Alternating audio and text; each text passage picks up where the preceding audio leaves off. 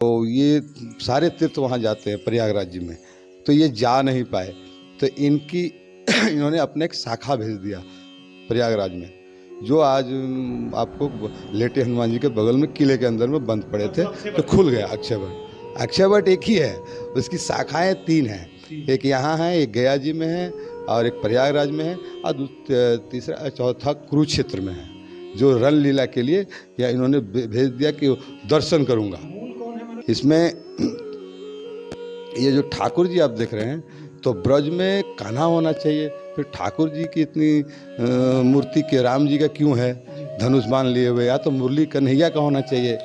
लेकिन ये आपको यहाँ पर दर्शन है कि ये सच्चाई, मतलब जो कलयुग में भी भगवान दर्शन दिए हैं भक्तों को, ये दर्शाता है।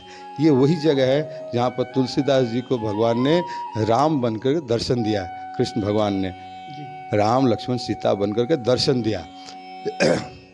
और सामने एक काले रंग के हैं, ये 2 शालिग्राम को भगवान स्वयं मुख में लेकर के अपने घर नंद बाबा का शालिग्राम चुरा करके अक्षय वट में ला करके स्थापित किए थे। जय जय श्री राधे।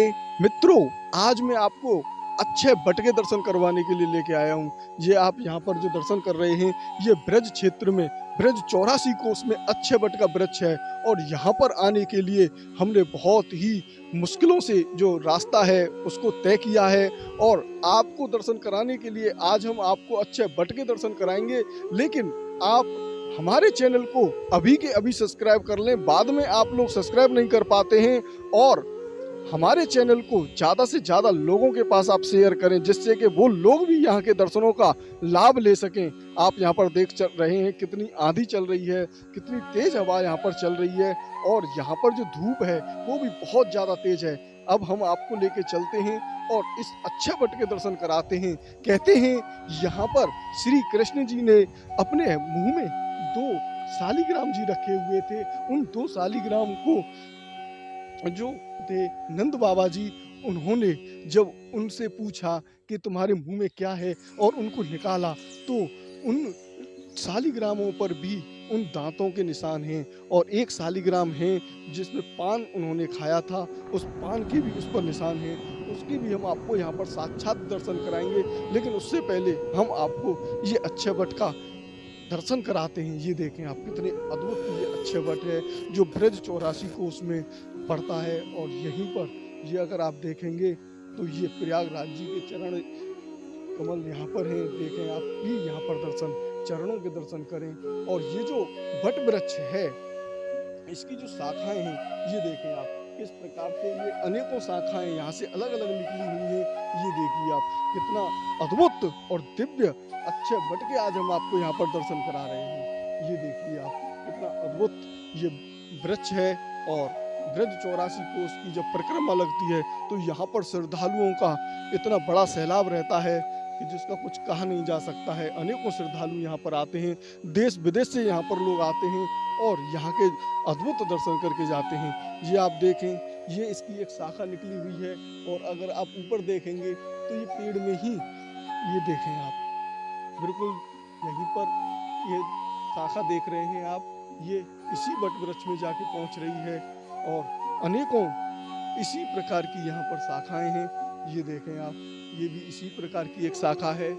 और यहाँ पर देखें कितनी बड़ी बड़ी शाखाएं इस अक्षय वट वृक्ष में से निकली हुई हैं। यहीं पर बिल्कुल ठीक सामने ही माता जी के दर्शन हैं, उनके भी दर्शन आपको कराते हैं। और यहाँ पर राम जी के दर्शन हैं।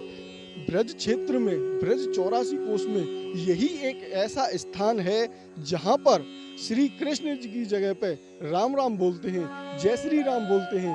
राम जी का यहाँ पर मंदिर है, और यहाँ पर राम लला जी का जो मंदिर है और उसमें जो प्रतिमा है वो भी बहुत ही अद्भुत है। उनके हाथ में यहाँ पर लड्डू लगा हुआ है, तो उसके भी हम आपको दर्शन कराएंगे। और यहाँ के जो पुजारी जी महाराज हैं, उनसे भी आपको यहाँ की संपूर्ण जानकारी आपको देंगे। तो आप हमारे वीडियो को अंत तक देखें, जिससे आपको यहाँ की अक्षय वट की संपूर्ण जानकारी हो सके। ये आप देख रहे हैं, माता जी के दर्शन यहाँ पर कर रहे हैं। जय हो माता जी, जय हो माँ, जय जय माँ। तो आप लोग वीडियो को अंत तक देखें, जिससे यहाँ की संपूर्ण जानकारी आपको हो सके। तो अब हम आपको लेके चलते हैं ये देखें आप, ये सामने ही जो आप मंदिर देख रहे हैं, यही राम लला जी का मंदिर है ब्रज क्षेत्र में। बहुत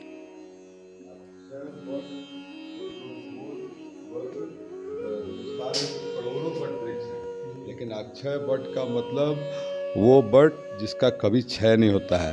ब्रह्मा जी ने स्वयं इसको जब पृथ्वी का निर्माण किया था तो स्वयं लगाया था अपने हाथों से कि कान्हा आएंगे, इसमें लीला करेंगे, बाल लीला। तो समय काल से बीतता हो गया, तो चूँकि तीर्थराज प्रयाग होते हैं तो ये सारे तीर्थ वहाँ जाते हैं प्रयागराज जी में, तो ये जा नहीं पाए, तो इनकी इन्होंने अपने एक शाखा भेज दिया प्रयागराज में, जो आज आपको लेटे हनुमान जी के बगल में किले के अंदर में बंद पड़े थे, तो खुल गया अक्षय वट। अक्षय वट एक ही है, उसकी शाखाएं 3 हैं, एक यहाँ है, एक गया जी में है और एक प्रयागराज में है, और तीसरा चौथा कुरुक्षेत्र में है, जो रण लीला के लिए या इन्होंने भेज दिया कि दर्शन करूँगा। मूल कौन है मेरे? मूल यही है, अच्छा, मूल मथुरा में ही जो लगाए थे भगवान ने वो यही है। इन्हीं की शाखा प्रयाग शाखा में है, हाँ, गया जी में है और कुरुक्षेत्र में है। और तो ये उसके बाद आपको यहाँ का विशेष महत्व ये है कि ये जो आप दर्शन कर रहे हैं ठाकुर जी का, इसमें ये जो ठाकुर जी आप देख रहे हैं, तो ब्रज में कान्हा होना चाहिए, फिर ठाकुर जी की इतनी मूर्ति के राम जी का क्यों है धनुष बाण लिए हुए, या तो मुरली कन्हैया का होना चाहिए। लेकिन ये आपको यहाँ पर दर्शन है कि ये सच्चाई, मतलब जो कलयुग में ही भगवान दर्शन दिए हैं भक्तों को, ये दर्शाता है। ये वही जगह है जहाँ पर तुलसीदास जी को भगवान ने राम बनकर दर्शन दिया, कृष्ण भगवान ने राम लक्ष्मण सीता बनकर के दर्शन दिया। कृष्ण की मतलब राम बने हैं। हाँ, इसका है ना आप दोहा है कि चंद्रिका कित गोपियन के साथ अपने जन के कारण श्री कृष्ण बने रघुनाथ। ये तब हुआ है जब, चूँकि क्या है ना, तुलसीदास जी और रसखान, कवि रसखान घूम रहे थे, 84 को उसकी परिक्रमा कर रहे थे, लेकिन तुलसीदास जी कहीं मस्तक नहीं नवा रहे थे, कहीं दंडवत प्रणाम नहीं कर रहे थे।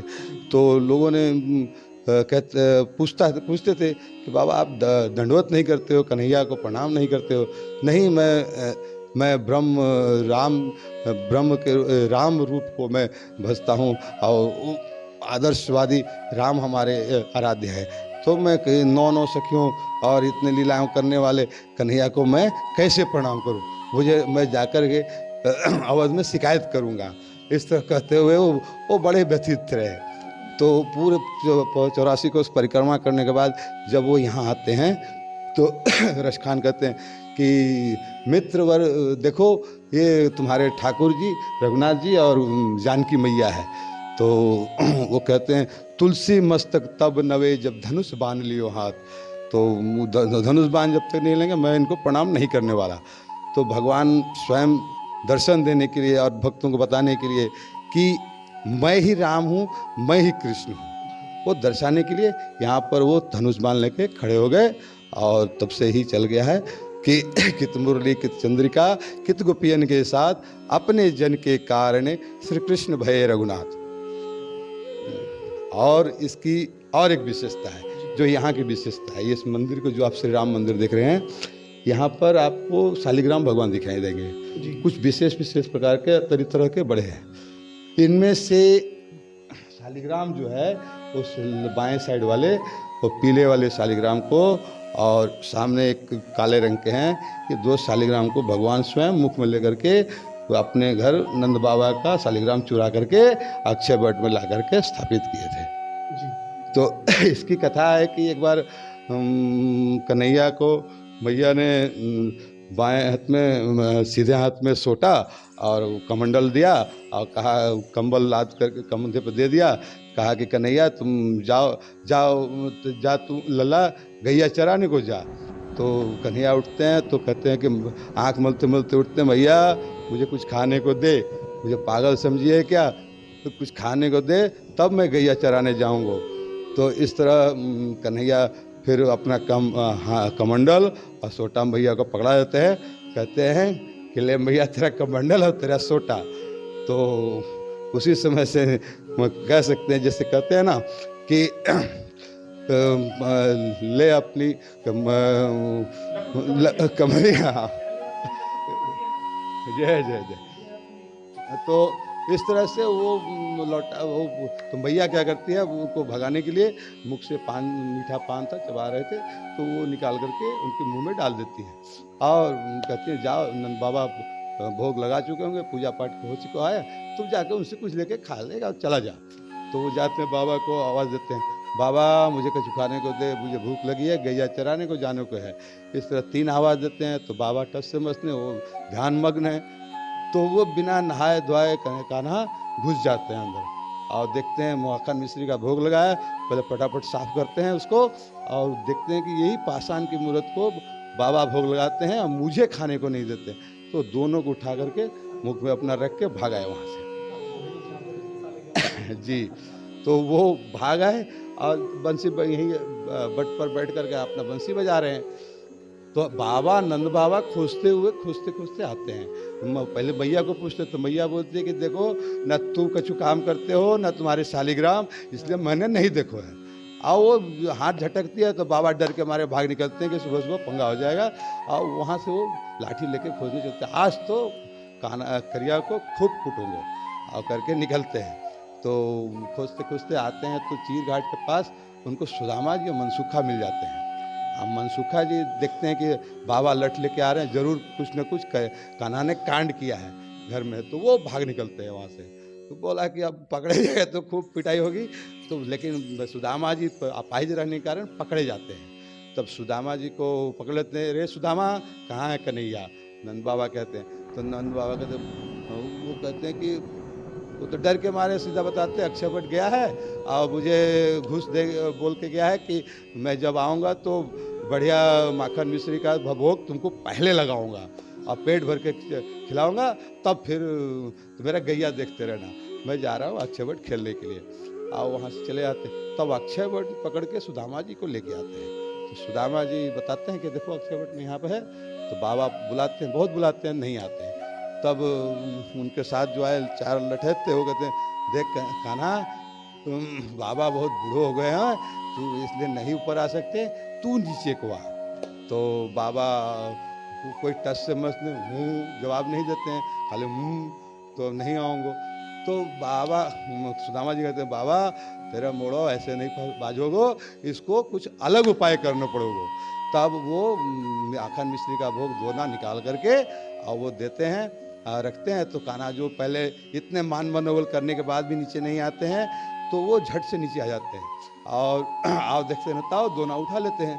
अब दोना हाथ में है, मुंह में शालिग्राम है, अब कैसे होगा। तो बाबा अब नंद बाबा पकड़ लेते हैं, तो मुंह से वो शालिग्राम निकलता है। और बाबा को तो शालिग्राम से मतलब रहा, तो शालिग्राम पर देखिए और भी होगा, तो मुंह में और दबाए, तब वो निकालने बोलते हैं। तो कान्हा दांत से पकड़ लेते हैं उसको, दांत से पकड़ के छोड़ते नहीं है। तो बाबा और दबाते हैं, फिर निकल आते हैं और वो भाग जाते हैं। वो बाबा शालिग्राम में फंसे हुए हैं और कन्हैया माखन मिश्री का दोना लेके भागे वहाँ से। अब बाबा रो रहे, फिर जाके जमुना जी, पास में जमुना जी है, वहाँ जाके नहलाते धुलाते हैं, बहुत व्यथित होते हैं। मन में शंका समाधान करते क्या अपराध हो गया जिसके कारण आप ऐसे हो गए।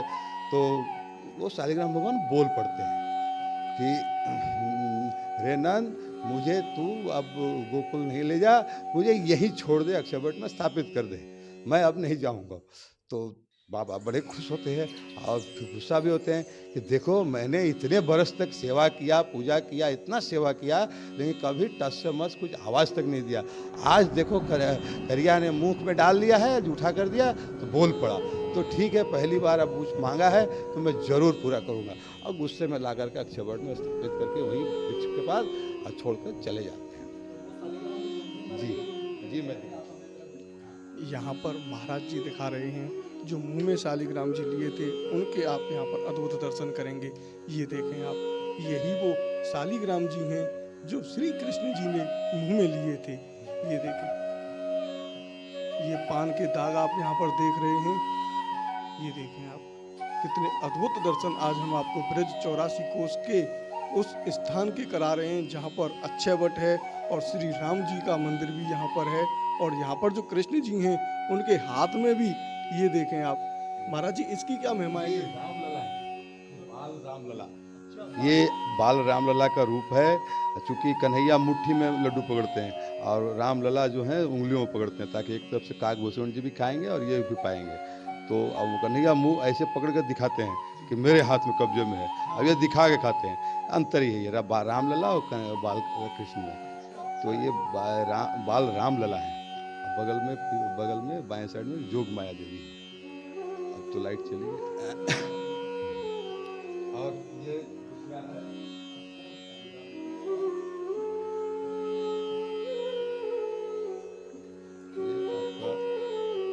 ये दांत का दाग है।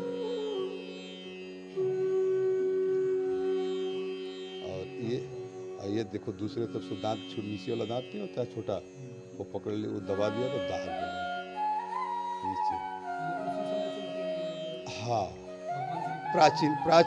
हाँ, इसमें कोई दो राय नहीं है। ये हम लोग पूजा करते हैं ना, तो इस कारण हम लोग को समझ में आता है, क्योंकि शालिग्राम तो यहाँ 7 रखे हुए हैं। सातों में स्नान कराने के बाद, पूजा करने के बाद अलग वाइब्रेशन समझ में आता है। वो जो करता है पूजा उसी को समझ में आएगा। और देखने से तो दिव्य सारे लगते हैं। जी, धन्यवाद। जय सीता। तो साथियों, आपने यहाँ पर बहुत ही अद्भुत दर्शन किए। ये देखें, श्री रामलला जी यहाँ पर बैठे हुए हैं, बैठे हुए उनके दर्शन हैं। और यहाँ पर पीछे राम जी खड़े हुए हैं और उनके साथ में माता सीता जी और योग माया जी, और जो है अनेकों ऐसे अद्भुत दर्शन आपने यहाँ पर किए। अब आप यहाँ पर पहुँचेंगे कैसे? यहाँ पर पहुँचने के लिए आपके पास 2 रास्ते हैं। जब आप मथुरा से दिल्ली के लिए जाएंगे तो बीच में एक स्थान पड़ता है जिसका नाम है छाता। छाता से आप जाएंगे शेरगढ़, और शेरगढ़ से ये मंदिर लगभग 5.5 किलोमीटर, 5 से 6 किलोमीटर के बीच में ये पड़ता है। और इस मंदिर को जाने के लिए आपको अक्षय बट के नाम से ये मंदिर गूगल पर भी आपको मिल जाएगा। गूगल मैप पे आप जब सर्च करेंगे तो आपको मिल जाएगा। ये आप रास्ता देख रहे हैं, इतना दुर्लभ रास्ता, हम गलत रास्ते में फंस गए और उस गलत रास्ते में फंस के हमें काफ़ी मुश्किलों से लगभग 2 घंटे में हम यहाँ पर पहुँचे। तो यहाँ पर पहुँचने के लिए बहुत ही आसान रास्ता है कि आप शेरगढ़ से, और सिहारा घाट है यहीं पर, उस सिहारा घाट पर पहुँच सकते हैं। उस सिहारा घाट पर ही एक मंदिर ऐसा है जहाँ पर श्री कृष्ण जी ने गोपियों के वस्त्र चुराए थे, प्राचीन घाट है, उसके दर्शन हमने आपको पहले करा दिए हैं। वहीं पर एक और मंदिर है नंद घाट, जहाँ पर ऐसी अद्भुत लीला हुई थी कि कृष्ण जी के पिता वसुदेव को वरुण देव ले गए, उसके भी वीडियो हमने आपको वहाँ के भी दर्शन कराए हैं। और ये आप देख रहे हैं यमुना महारानी के दर्शन। आपने ये वीडियो हमारा अंत तक देखा, उसके लिए बहुत बहुत धन्यवाद। आप ज़्यादा से ज़्यादा लोगों के पास शेयर करें, जिससे कि आपको भी पुण्य प्राप्त हो सके। राधे राधे, बांके बिहारी लाल की जय। शेयर करें।